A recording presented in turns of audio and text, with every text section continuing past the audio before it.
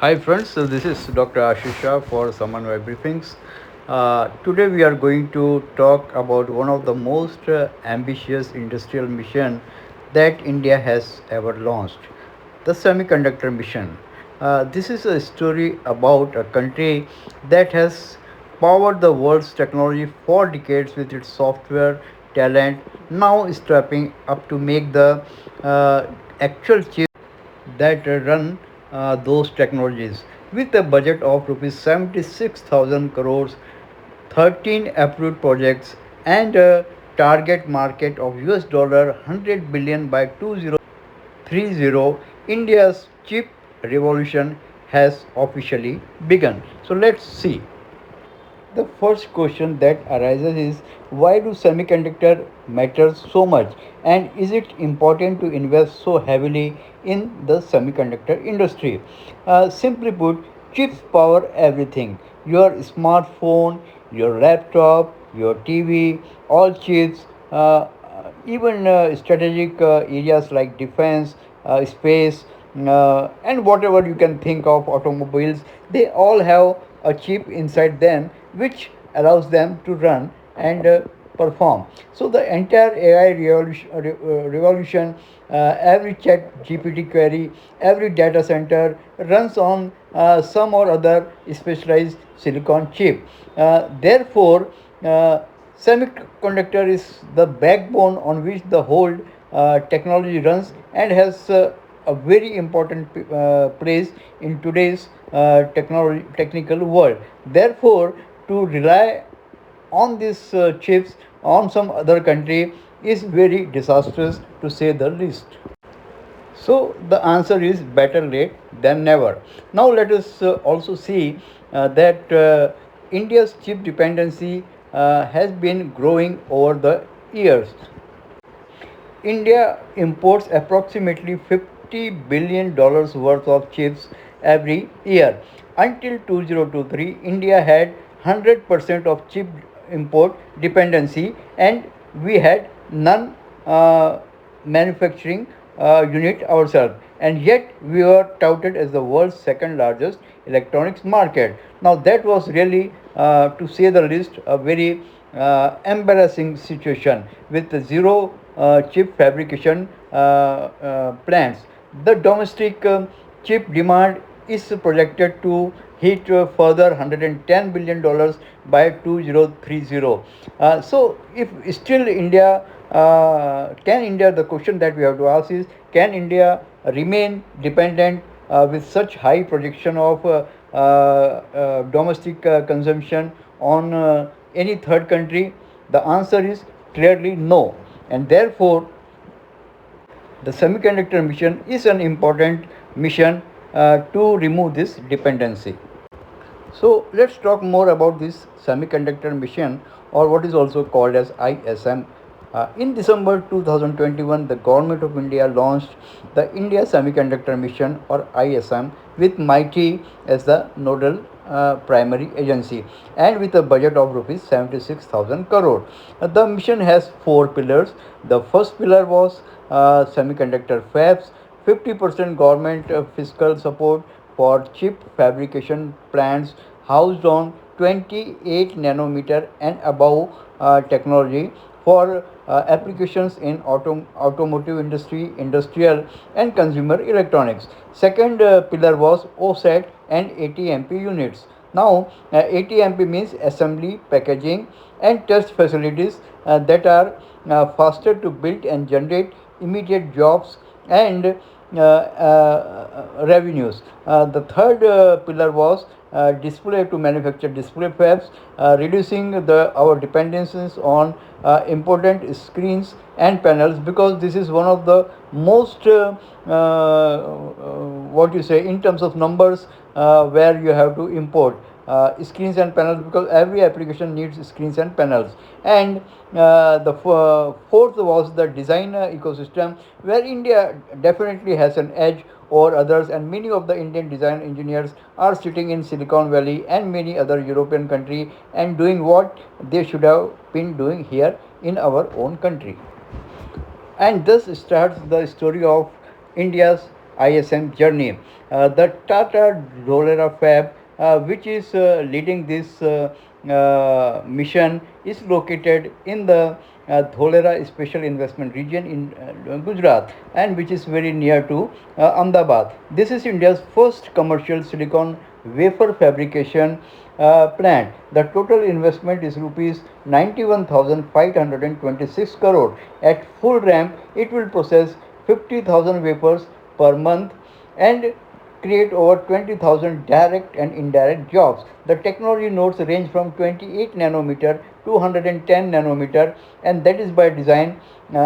Forget 3 nanometer. Dholera is built for the 70% of the world uh, chips that runs on 28 nanometer and above. The partner is Taiwan's Power Chip Semiconductor or PSMC, which brings world-class fab expertise. ASML, which is another Dutch company, recently the PM was there and MOU was signed between Tata and ASML. Now, ASML is a leading company that manufactures lithography tools. Target sectors include automobile, computing, communication, and AI chips. Trial production is targeted for late 2026 with soil redesign already completed. So the things are on track. Parallel to this Dholera fab, Tata Electronics is also building India's first chip packaging unit in Northeast India, right in Jagi Road, Assam. This is an ATMP facility, that is assembly, test, mark and package, with an investment of rupees 27,000 crores.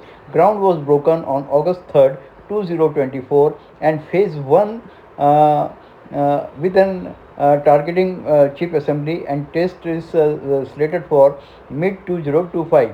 So the question is, why start with OSAT before a full fab? Because it is faster, 2 to 3 years to build versus 5 years or more. It creates immediately revenue and jobs. It builds the talent ecosystem and supply chain that future fabs will need. It is less capital intensive, carries lower risk, bridges the gap while Dholera is built and directly supports made in India electronics exports. It is a smart sequencing strategy. While these two projects, one at Dholera and one in Assam, are already ongoing, in May 2026, that is this month only, when the PM was touring European nations, Tata signed an MOU with ASML, the Dutch company that holds a global monopoly on advanced chip printing machines. No chip fab on earth can operate without ASML equipment. Here is the geopolitical significance. The US and Netherlands are actively cutting off China from ASML's technology. India is being welcomed as a trusted partner. Under this deal, ASML will supply DUV immersion lithographic tools for 28 nanometer production at the 300 millimeter Dholera fab. They will also provide workshop training, support supply chain development, and co-develop long-term R&D capabilities. India is getting exactly what China is being denied. That is not just a business deal, it is a strategic endorsement of India's place in the global technological order. It is not just that the Tatas have invested so heavily in this semiconductor mission. Micron Technology, which is another international semiconductor company, has invested heavily in Sanand, Gujarat, where they manufacture DRAM and NAND ATMP facility. This went live in February 2026. CG Power is another company which has a joint partnership with Renesas, which is another chip packaging. This company is also has set up in Sanand, Gujarat, which is operational since August 2025. Keynes Semiconductor has also started testing and packaging operation since March 2026. So we see that many companies have already started working on their projects, and many are operational. Foxconn, SCL Foxconn is another company which has a OSAT in Jewar, Uttar Pradesh, expected to be operational by 2027. Similarly, CG Power's expanded phase 2 is also expected to be operational by 2027. India is about to start this semiconductor fabrication in 28 nanometer technology and above. So many people are asking why India has gone for 28 nanometer and above, and why not at the latest world standard, which is a standard 3 nanometer. The answer is 3 nanometer chip represents only 3% of the global wafer market. Each 3 nanometer fab costs over $20 billion, and it takes 5 to 10 years for this fab to mature and start production. It is dominated by TSMC, the world's leading semiconductor fab, and Samsung Electronics, which is also in this area for decades. Now, India does not need to fight this such semiconductor joints, and therefore it was a better strategy to go for 28 nanometer and above. That was the reason that India has started investing in this technology. We have already said that there is a big domestic market for the Indian chips that will be manufactured locally in the country. We are already importing around 50 billions of chips, which is going to rise around 100 billion in the near future, and it will rise further by 2030. Therefore, it was very important that India should have its own semiconductor fabrication unit, so that there is no dependency on any other country. The target is that India should be among the top 5 global chip makers by 2030. And to signal this commitment, the semiconductor budget was increased by 83% in 2026, with rupees 7,000 crore further allocation. The growth curve is steep, and India is positioning itself to be a major player in this industry. So India is playing safe. It has not entered directly into a competition with companies like TSMC and Samsung, which are into 3 nanometer of technology, but it is playing safe with 28 nanometer technology and above.